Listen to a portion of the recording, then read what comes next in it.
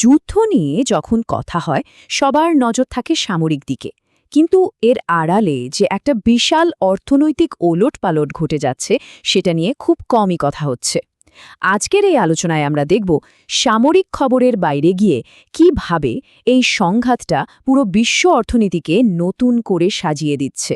আর এই পুরো বিষয়টা কিন্তু একজন বিশ্লেষকের গভীর পর্যালোচনার উপর ভিত্তি করে তৈরি। তাহলে আসল প্রশ্নটা কি? মানে যুদ্ধক্ষেত্রের খবরের বাইরে বিশ্ব অর্থনীতির উপর এই যুদ্ধের সত্যিকারের প্রভাবটা ঠিক কোথায় পড়ছে? চলুন এই বিশ্লেষণ থেকে সেই উত্তরটা খোঁজার চেষ্টা করা যাক। আমরা এই বিষয়গুলো নিয়ে ধাপে ধাপে কথা বলবো। শুরু করব একেবারে মূল কারণটা দিয়ে, অর্থাৎ সস্তা শক্তির যুগের অবসান, এবং তারপর দেখব এর ফলে সারা বিশ্বে কি পরিবর্তন আসছে। আচ্ছা, তাহলে চলুন শুরু করা যাক। এই বিশ্লেষণের একদম গোড়ার কথা হলো, গত ৫০ বছর ধরে বিশ্ব অর্থনীতি যেটার উপর ভর করে চলত, সেই ভিত্তিটাই কিন্তু এখন স্থায়ীভাবে ভেঙে গেছে। এই সস্তা শক্তির ধারণাটা ছিল খুবই সিম্পল। এনার্জি বা শক্তি সবসময়ই সস্তায় পাওয়া যাবে, আর এই একটা বিশ্বাসের ওপরে কিন্তু আধুনিক বিশ্ব অর্থনীতির পুরো কাঠামোটা দাঁড়িয়েছিল। কিন্তু দেখুন, এই যুদ্ধটা সেই বিশ্বাসকেই একেবারে নাড়িয়ে দিয়েছে। তাহলে প্রশ্ন হলো, এই যে নতুন একটা অর্থনৈতিক বাস্তবতা তৈরি হচ্ছে, এখানে কারা জিতবে আর কারা হারবে? দেখুন, বিশ্লেষকের মতে এর উত্তরটা কিন্তু খুবই সহজ। যেই দেশ আমদানিকৃত শক্তির ওপর যত বেশি নির্ভরশীল, তার বিপদ ঠিক ততটাই বেশি। মানে ব্যাপারটা একদম সোজাসাপটা। চলুন এবার নজর ফেরানো যাক এশিয়ার দিকে, কারণ এই অঞ্চলের উৎপাদন নির্ভর অর্থনীতিগুলো কিন্তু এই সংকটের একেবারে প্রথম সারিতে দাঁড়িয়ে আছে। আর এটা কিন্তু ভবিষ্যতের কোনো গল্প নয়, এটা এখনই ঘটছে। যেমন ধরুন থাইল্যান্ড আর ভিয়েতনামের কথা। সেখানে জ্বালানি প্রায় শেষ, মানুষ গাড়ি চালাতে পারছে না, কাজে যেতে পারছে না, ফ্লাইট পর্যন্ত বাতিল করতে হচ্ছে। মানে উৎপাদন শিল্প একরকম থেমেই যাচ্ছে। এখন চীনের দিকে যদি তাকাই, তাহলে ব্যাপারটা আরও পরিষ্কার হবে। চীন তার মোট শক্তির প্রায় ৪০% আমদানি করে জিসিসি বা উপসাগরীয় দেশগুলো থেকে। আর এই যুদ্ধের কারণে ঠিক সেই অঞ্চলের সাপ্লাই চেনটাই কিন্তু ভেঙে পড়ছে। এর ফলে কি হচ্ছে? চীনের পুরো অর্থনৈতিক মডেলটাই একটা বড় ধাক্কা খাচ্ছে। তাদের পুরনো মডেলটা ছিল সস্তা শক্তি এনে জিনিসপত্র তৈরি করা আর তারপর সেটা রপ্তানি করা।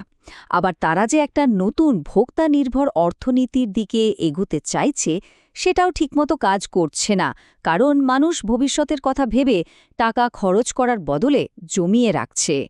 ভারতের পরিস্থিতিও কিন্তু খুব একটা আলাদা নয়। বিশ্বের পরবর্তী অর্থনৈতিক পরাশক্তি হওয়ার যে স্বপ্ন ভারত দেখছে, সেখানে একটা বড় বাধা হলো এই জ্বালানি। কারণ ভারত তার তেলের প্রায় ৬০% আনে সেই উপসাগরীয় অঞ্চল থেকে। এই এনর্মাস নির্ভরশীলতা তাদের অগ্রযাত্রাকে কিন্তু অনেকটাই থামিয়ে দিতে পারে। এবার চলুন একটু অন্যদিকে তাকাই, পশ্চিম গোলার্ধের দিকে। কারণ এই বিশ্লেষণ বলছে এই নতুন যুগে আমেরিকা মহাদেশ কিন্তু একটা বেশ সুবিধাজনক অবস্থানে আছে। এর মূল কারণটা হল প্রাকৃতিক সম্পদ। তেল, গ্যাস, কৃষিজমি, পরিষ্কার জল। একটা অর্থনীতি চালাতে যা যা লাগে তার প্রায় সবই এই গোলার্ধে আছে। এর মানে হল সাপ্লাই চেইন ভেঙে পড়ার এই বিশ্বে তারা অনেকটাই নিজের পায়ে দাঁড়াতে সক্ষম। কিন্তু এত সুবিধার পরেও একটা বিশাল ঝুঁকি কিন্তু রয়েই গেছে। আর সেটা হলো আমেরিকার $৩৯ ট্রিলিয়ন জাতীয় ঋণ। এটা কিন্তু একটা অনেক বড় সংখ্যা। প্রশ্ন হলো, আমেরিকা এত বড় ঋণ নিয়েও টিকে আছে কিভাবে? এর উত্তরটা লুকিয়ে আছে পেট্রোডলার সিস্টেমে। সহজ কথায়, উপসাগরীয় দেশগুলো তেল বিক্রি করে ডলারে। ফলে সারা বিশ্বে ডলারের একটা চাহিদা তৈরি হয়, আর সেই টাকাটাই আবার ঘুরে ফিরে আমেরিকার অর্থনীতিতে চলে আসে। বিশ্লেষক এটাকে বলছেন একটা পঞ্জি স্কিমের মতো। ভাবা যায়, যতদিন অন্য দেশগুলো, বিশেষ করে উপসাগরীয় দেশগুলো ডলার কিনছে, ততদিনই সিস্টেমটা চলছে। কিন্তু যদি কোনো কারণে তারা এই পেট্রোডলার সিস্টেম থেকে সরে আসে, তাহলে আমেরিকার পুরো অর্থনৈতিক ব্যবস্থাটাই কিন্তু ভেঙে পড়ার একটা বড় ঝুঁকি থেকে যায়।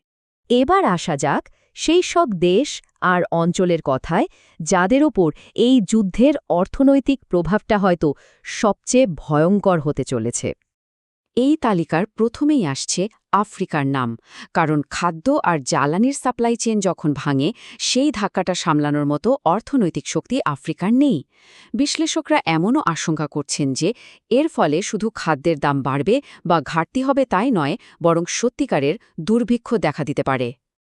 তবে এই বিশ্লেষণের সবচেয়ে অবাক করা বিষয়টা হল অর্থনৈতিকভাবে সবচেয়ে বড় ক্ষতির শিকার হতে পারে জিসিসি বা উপসাগরীয় দেশগুলো। বিশ্লেষকের ভাষায় তাদের এতদিনকার মরীচিকা বাষ্পীভূত হয়ে গেছে। মরীচিকাটা ঠিক কী ছিল?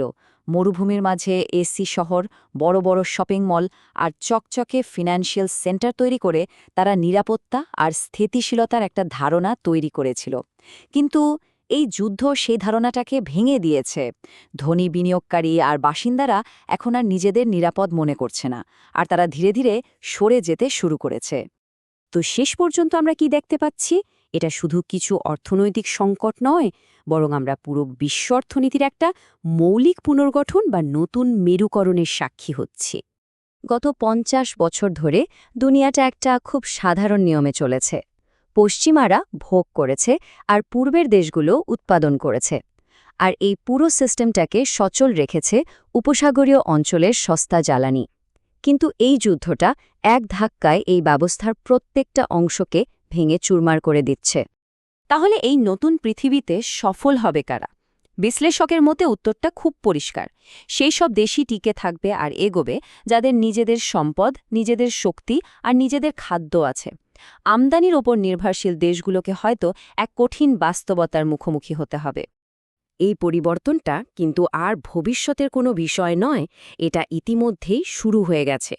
এখন সবচেয়ে বড় প্রশ্নটা হলো, এই যে নতুন একটা বিশ্ব তৈরি হচ্ছে, সেখানে বিজয়ী হিসেবে কোন দেশগুলোকে দেখা যাবে? এটা কিন্তু এই বিশ্লেষণের উপর ভিত্তি করে ভাবার মতো একটা বিষয়।